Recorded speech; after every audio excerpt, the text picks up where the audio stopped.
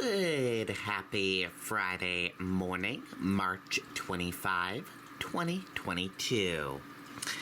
I'm Riley King, and welcome to this Friday morning edition of the Riley King Newscast, right here on the Riley King Network.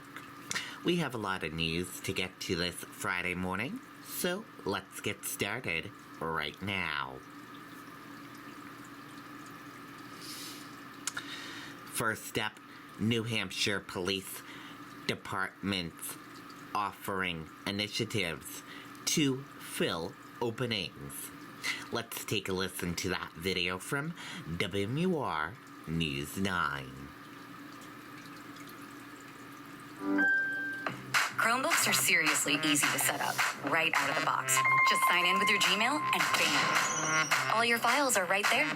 Now get after it, because you're good to go. Switch to setting up the easy way. Switch to Chromebook.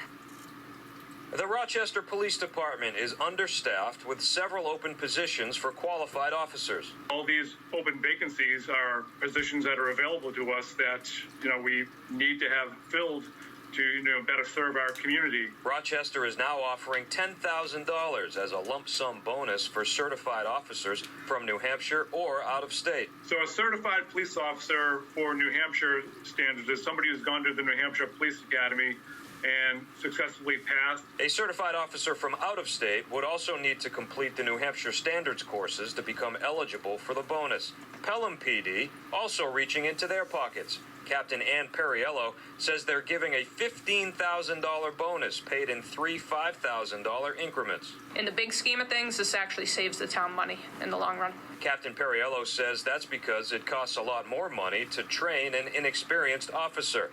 But the lack of qualified candidates is a nationwide issue.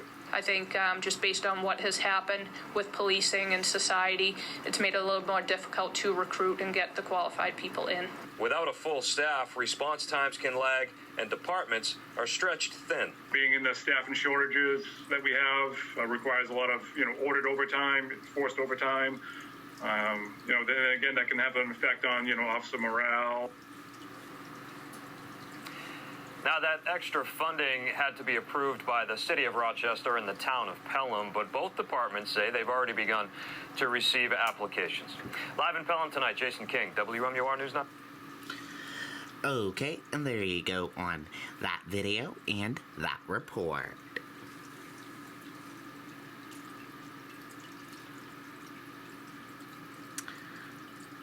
Physicologist says Amar capable of standing trial in cemetery sexual assault. Let's take a listen to that video from WMUR News 9.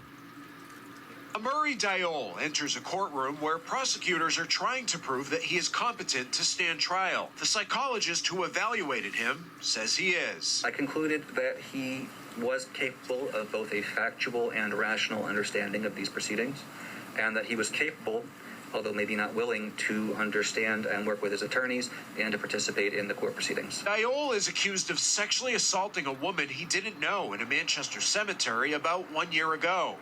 News 9 Investigates reported that 2 days before the alleged attack, Diol was released from jail on an unrelated case because prosecutors couldn't get a psychiatric evaluation within a 90-day window. Officials say those evaluations are now happening in a timely way. At today's hearing, Diol's defense pointed to a history of psychotic behaviors, but the psychologist says he is capable of moving forward in the legal process. I do have some concerns about his willingness to work with his attorneys or within the court system to resolve these charges. Again, that is something that can happen often, and I do consider that because that is part of the competency standard. In this case, to my mind, that concern is not related to a mental illness or psychological or psychosis. Now, the judge has not ruled yet in this case as more testimony is expected. The hearing has been continued until April 14th. Reporting live tonight, Mike Cronin, WMUR News 9. Okay, and there you go on that video and that report.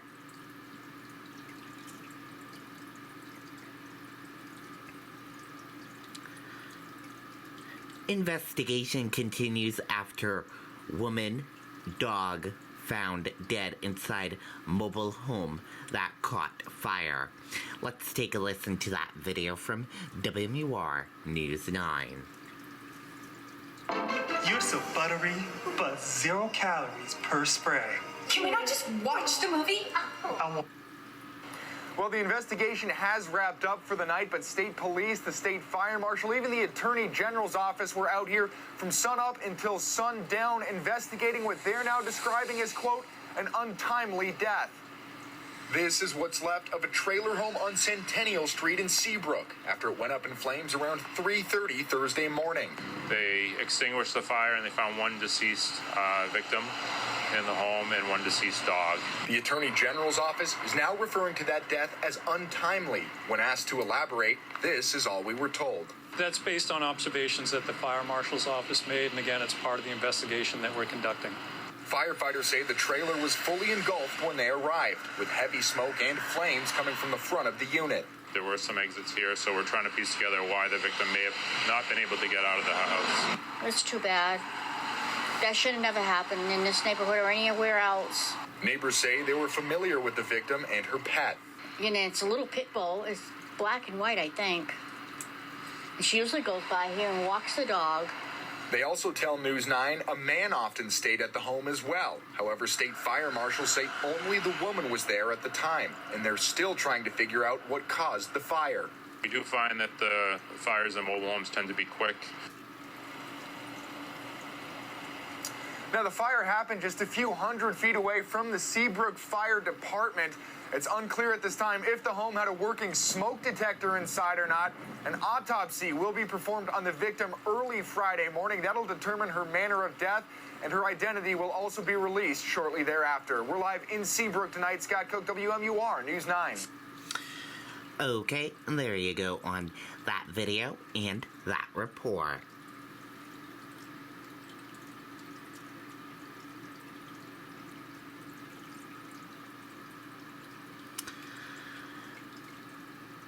UNH grad Jennifer Lee makes mark in film industry. Let's take a listen to that video from WMUR News 9.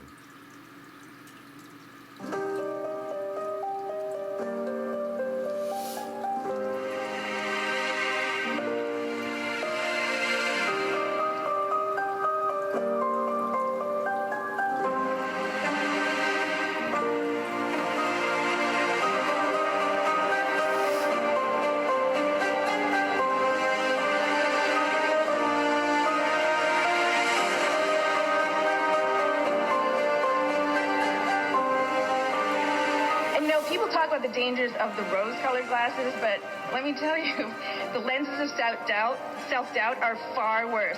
Self-doubt is consuming and cruel. Self-doubt is one of the most destructive forces. When you are free from self-doubt, you fail better because you don't have your defenses up and you can accept criticism and listen. If you can learn to not take it personally, you will be able to listen to the constructive criticism and find it inspiring. It might motivate you and show you that you are capable of far more than you've ever imagined.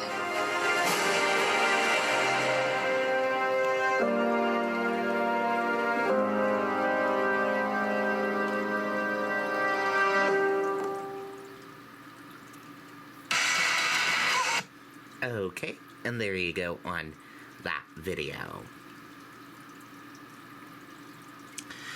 Governor Sununu nominates next head of Office of Child Advocacy. Let's take a listen to that video from WMUR News 9.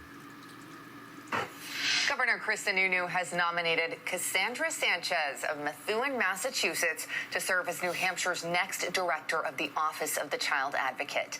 If confirmed, she would succeed Moira O'Neill, who is not seeking another term.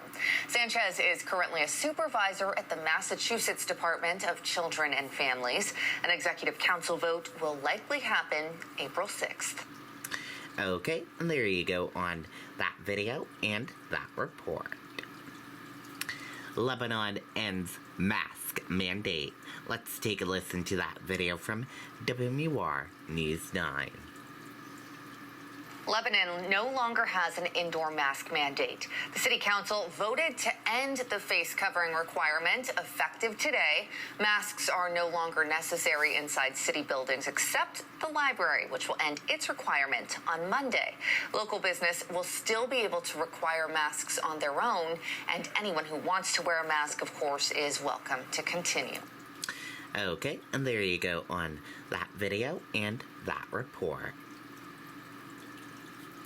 Prosecution files motion to expedite bail hearing for Stephen Bates. Let's take a listen to that video from WMUR News 9. The state is now asking for a new bail hearing for the former Nashua pastor accused of possessing child sex abuse images. In a motion filed today, prosecutors want to change Stephen Bates' bail conditions so he can't live at Bible Baptist Church. Church leadership wants Bates off that property. He was let go as pastor after his arrest, but his bail conditions have prevented him from moving. Bates is set to be arraigned April 7th. Okay, and there you go on that video and that report.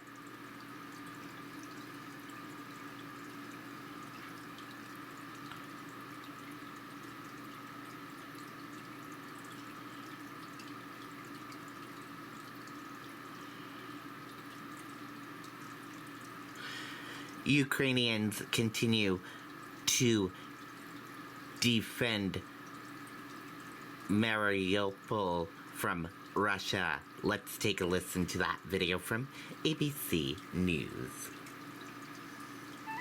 If Raina's thinking about retirement, she'll get some help from Fidelity to envision what's possible and balance risk and reward.